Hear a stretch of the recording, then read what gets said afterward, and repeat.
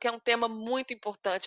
E aos poucos a gente vai conquistando mais direitos, né? Em 2020, a FIFA estabeleceu uma licença maternidade de 14 meses para jogadoras e garantiu também que elas ficassem com seus empregos. Elas não podem ser demitidas nesse processo. Então, isso é fundamental, Amara. Que bom que a gente está vendo cada vez mais conquistas e que a gente está trazendo esse tema aqui no Joga Junto também.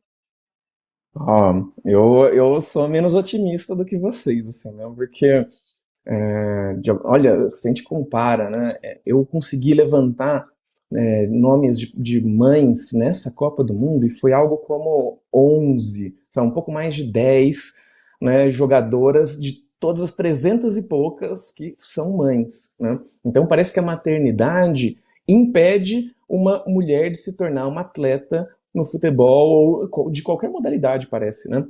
Então, de alguma forma, a maternidade é uma questão interessante a gente pensar, né? Que a gente vive numa sociedade que cria mulheres para acreditarem que elas só vão ser plenas quando elas forem mães. E, ao mesmo tempo, a gravidez faz com que mulheres tenham que abrir mão das suas carreiras. A gente tem uma seleção brasileira com uma mãe, né? A Tamires é a única jogadora que foi mãe. E ela foi mãe e para continuar jogando, ela teve que enfrentar barreiras absurdas. Tem várias lacunas, né, na carreira dela em função do fato dela ter engravidado, de ter tido uma criança. Achou que não poderia voltar a jogar futebol, inclusive, né? Ficou um E tempo aí, afastada, inclusive, né, Amara? então, lacunas, ela ficou longe dos gramados durante muito tempo, né? E aí, se a gente compara com o futebol masculino, Três do- dos, anos, 3 anos parada. Olha Dos só. 20, dos 26 jogadores que foram com o Tite na última seleção no Catar, 20 eram pais, 6 não tinham filhos. E os filhos desses jogadores, não importa quantos, podia ser 10 filhos, eles eram considerados mascotinhos da Copa. Então, enquanto filhos para os homens são os torcedores mirins mascotinhos, o filho para a mulher é aquilo que vai impedir de você jogar futebol. Né? Então é muito emblemático tudo isso e pensar que a gente, por exemplo, o caso da jogadora do Lyon, né? A Gunnarsdottir, não sei pronunciar esse nome também, não sei se vocês sabem, mas é isso, ela engravidou, teve uma criança, se afastou com licença maternidade e o Lyon quis se recusar a pagar o salário dela a partir disso. Então, de alguma forma, a gente está vendo, mesmo equipes dos grandes países, das grandes ligas, incapazes de respeitar um direito tão básico. Né? Então, muito.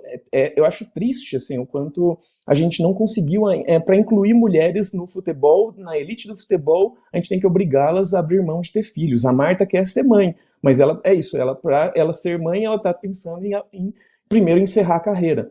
Né? Um levantamento do sindicato dos atletas estima que fez uma pesquisa com 3 mil atletas, 3 mil jogadoras mulheres, e 2% eram mães. E 45% delas planejava encerrar a carreira precocemente para poder ter uma família. Então, ou seja, a gente está falando de algo que é isso, uma grande questão social. Né? Cria-se uma mulher desde cedo lá com a bonequinha, para ela criar desejos, né, de que eu quero ser mãe, um dia você vai ser mãe, isso vai ser importante na sua vida, mas para ela ser atleta ela tem que abrir mão desse sonho ou interromper sua carreira para poder ser mãe. E uma última coisa que eu queria mencionar é que assim, Dia das Mães é só das mães, né? Quando a gente fala as mães, né, são mulheres. Mas eu tô na casa dos meus pais. E quando eu falo meus pais, ninguém acha que eu tenho dois pais gays, dois homens. Então, dia dos pais é dia das pessoas que são responsáveis legais pelaquela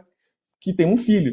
Né? Então, o dia dos pais é o dia dos dois pais, do pai e da mãe. Né? Um efeito também do nosso o machismo da nossa língua que obriga, né, coloca os pais como tanto o pai e a mãe viram pais. Então, hoje é o dia do meu pai e da minha mãe, e acho que por isso é importante a gente fazer essa reflexão também. Não é aleatório que a gente está fazendo isso nesse dia. Amara, que necessária a sua fala, que necessária, porque realmente essa é a realidade. Estamos avançando, felizmente, mas ainda falta demais. Você contou quantas jogadoras que são mães do Mundial? 11, foi isso? Foi um pouco mais de 10. Eu acho que foram 11 que eu encontrei. Mas não tem Sabe nenhum quanto? levantamento completo. Eu não achei, pelo menos. Você achou? Não, não achei. É que sabe quantas jogadoras disputam a Copa do Mundo? 736. Então, 736 jogadoras disputam a Copa do Mundo e que não sejam 10, seja um pouco mais que isso, e só essa amostra mínima é mãe, é porque de fato essa é uma questão grande, né? Essa é uma questão. Que importante, que bom a gente encerrar esse programa com essa visão dessas duas mulheres maravilhosas que eu estou aqui com elas. Bom, Ah, quero ver o que desculpa vocês baixar um estão. pouco a bola aí, galera. Não, super, foi incrível, incrível. Quem está falando aqui com a gente, comentando, o Fernando Reis diz que Feliz Dia dos Pais, e o Cristiano diz, isso ocorre em todas as profissões, a mulher sofre muito nesse aspecto.